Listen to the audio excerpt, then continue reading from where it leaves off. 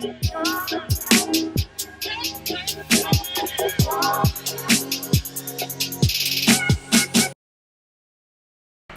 guys, Andrew McFarlane here from StartAJuiceBar.com. Hope you're feeling amazing. And today I want to talk about business partnerships.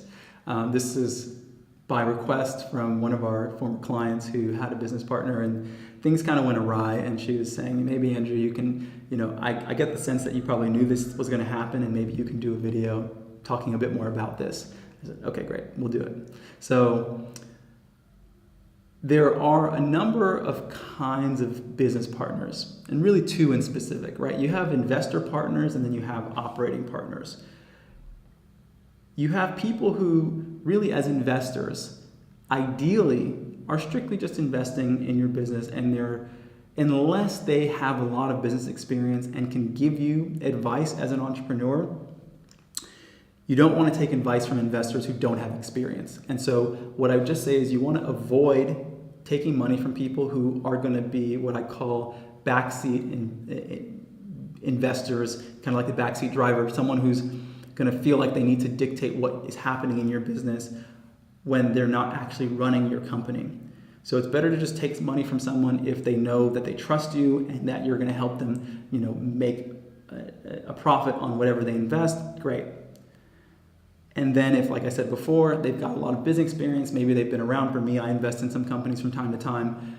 I have some experience. I can give feedback that is relevant because I'm also an entrepreneur. I'm also an operator. So I understand how things go. Then you've got operating partners. Now, these are people that would say, for example, maybe you're in the place where you're going to focus on the marketing, or you're going to focus on the operations, and your other partner is going to focus on the marketing. That's a deeper relationship. Right, this is like a marriage, and so you want to be really, really clear with that person what the roles and responsibilities are. Make sure that both of you guys have complementary skill sets, if it's two of you, because sometimes it's three, but whoever is in the collective, you want to make sure that you guys complement one another as opposed to being redundant. Most of the time, a lot of businesses fail because they don't have a clear understanding of what the roles and responsibilities are, and they don't communicate within their collective well. Because what happens over time, let me just kind of share with you what the result of not having clarity in these relationships are, is people start saying, I don't want to do that, you do that, right? No, I don't want to do that, you should do that. Or, I'm working harder than you are, what I'm doing is more important, why am I splitting the profits with you? There's all kinds of things that can come up. So in a business partnership, make sure there's clarity, make sure you guys are not redundant to one another, and make sure in your agreement you have an exit strategy. What happens if things don't go well? How do you split up the equity? Right? Can one partner buy another partner out? You have to look at all of these things, because you'll run into trouble if you don't.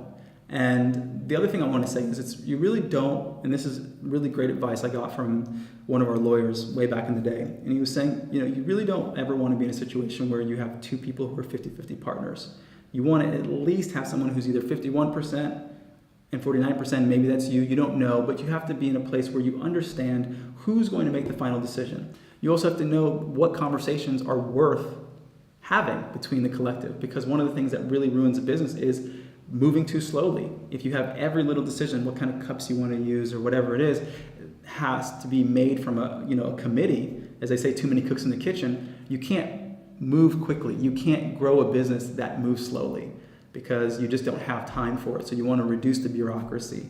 So overall, there's a lot that I can talk about. If you do need help, even negotiating or putting your operating agreement together and just discussing these things, feel free to reach out to me at Andrew@StartAJuiceBar.com. But overall, business partnerships can be one of the greatest things that you have in your business, because people who mutually support one another, that are on the same team, that have a similar goal, it's a beautiful thing.